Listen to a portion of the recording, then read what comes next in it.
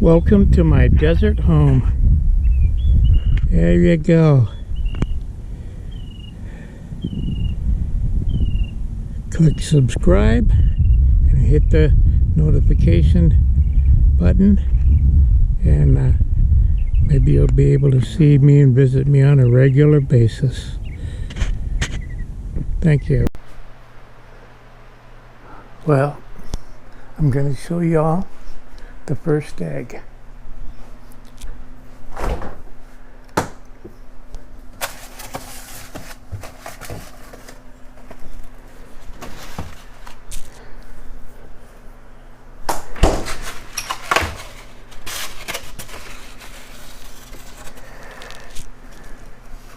Right there.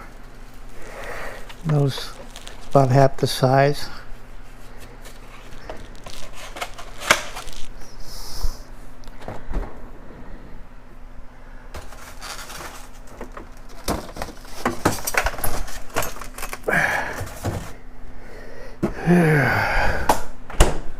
Okay.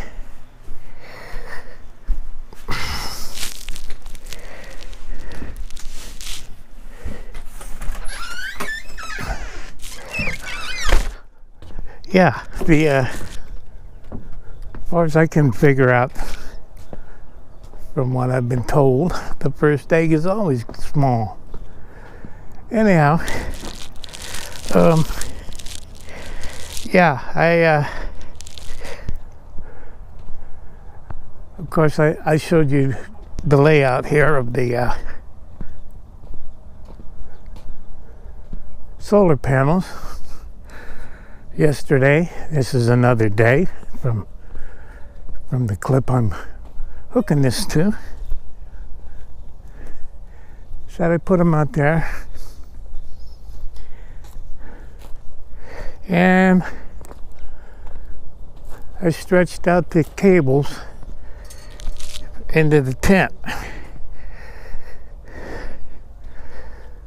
And when I got everything together, I discovered that there was some things wrong. There was a break in the wire. I fixed that. I think I'm going to have to buy another cable. Some of the connectors were messed up here, and I thought I could fix them, but obviously I put things together, but it still didn't work. It could be that I need a new cable. I have replaced one cable in California that didn't have any breaks. Connectors were all good. I don't know what was wrong with them, but those cables cost $80. So anyhow, I had blown out all the dust using my air compressor. Obviously, I'm not scripted here. I'm just going along as I can. Anyhow, I need to clean that thing off. They don't make it easy to get the the oil out when you do an oil change. And I thought I had it cleaned up, but over the winter,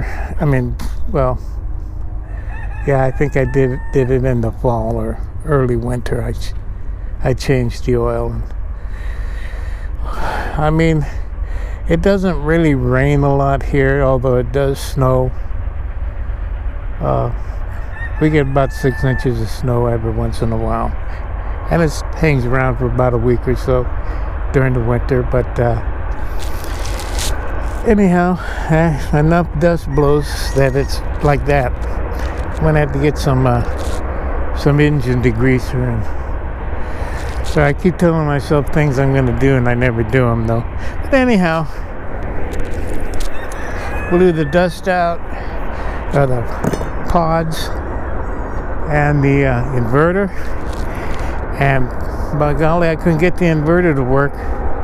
Well, I do have a problem that started occurring back in California, is that I made my own hookup cables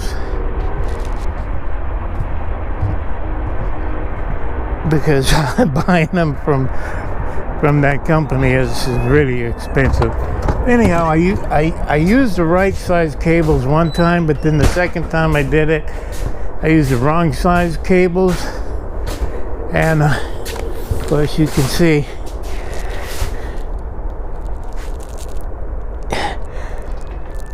that I got the one that I repaired, that break in the wire is charging those two pods. But this had pulled out at one time. Yeah, all the doggone wires and everything I got hanging around my neck. Okay, anyhow, I do have another one of those connectors, but if I could figure out how to get that one side out, I think it's possible. But I do have another one. See, they go in there, and then there's that spring in there that springs up and holds them in place. All I gotta do is figure out how to get some kind of tool underneath that spring and push on the connector at the same time. Anyhow, the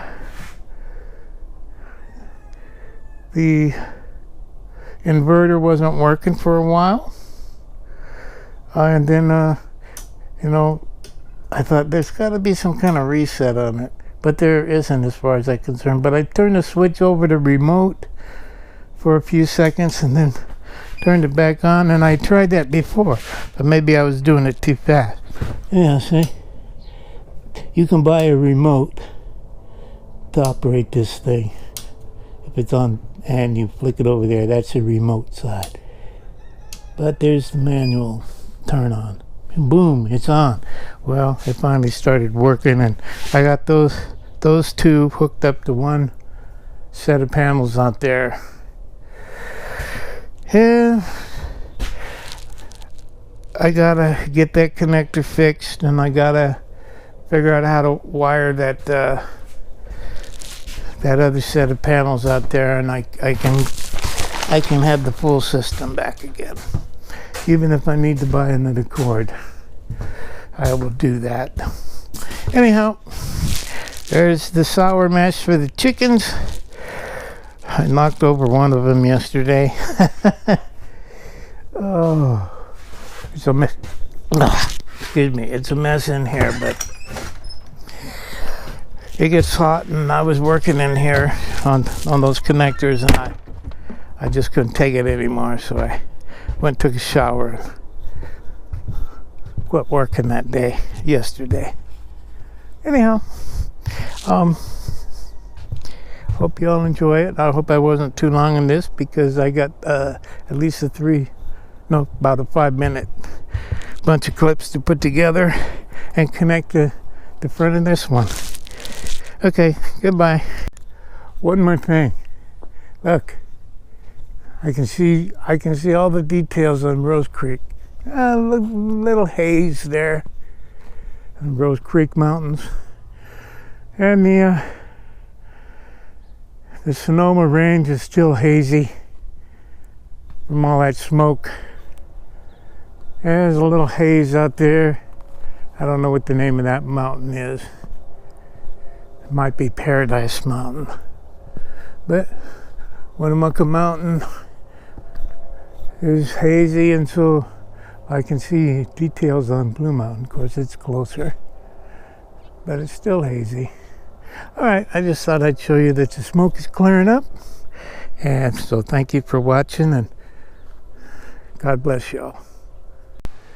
Here's another off-the-cuff Bible study in Galatians 6, verses 3 and 4. If a man think himself to be something when he is nothing, he deceiveth himself. Of course, he was talking about sharing each other's burdens, and a man who thinks he's such a wonderful Christian, if he sees another person fall, he shouldn't just walk by and say, "Oh, you're nothing but a piece of dirt, and there's no hope for you." No, we're supposed to help each other stay on the path.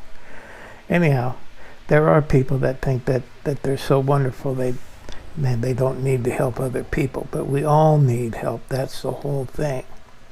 If a man think himself to be something when he is nothing, that's self-conceit, the chief hindrance to forbearance and sympathy towards our fellow men, and it must be laid aside. And if you think yourself to be something, you think yourself to be possessed of some spiritual preeminence, so as to be exempt from the frailty of other men, if you think you're different from other men, if you think you're better than other people, you don't know what you're talking about. You're nothing. Let's read what it says in Romans chapter 12, verse 3. For I say, through the grace given unto me, to every man that is among you, not to think of himself more highly than he ought to think, but to think soberly, according as God hath dealt to every man the measure of faith.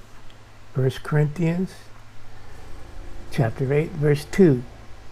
And if any man think that he knoweth anything, he knoweth nothing, yet as he ought to know. When you think you're big stuff, you ain't big stuff.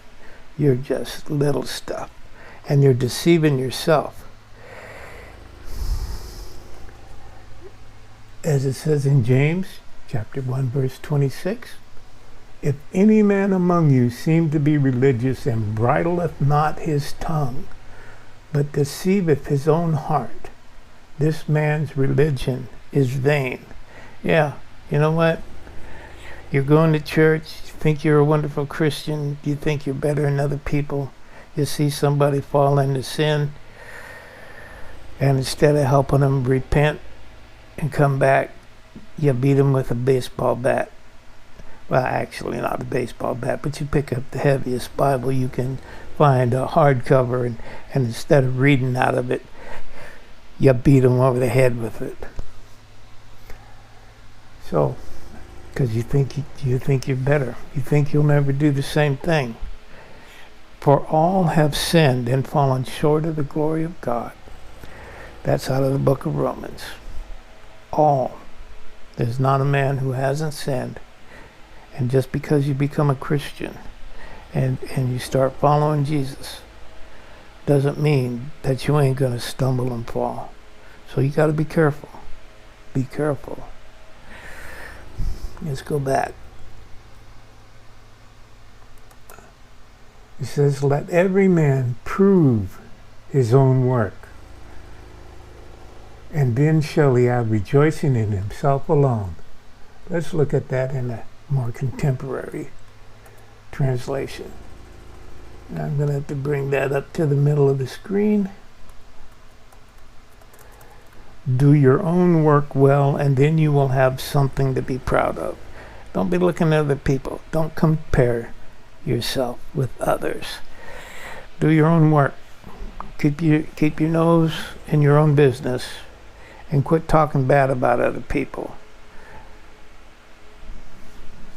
And I think I'll leave that right there. Oops. My privacy is protected. God bless you. Thank you. And remember, Jesus wants us to love one another. I'm trying to love everybody, but it gets real hard sometimes.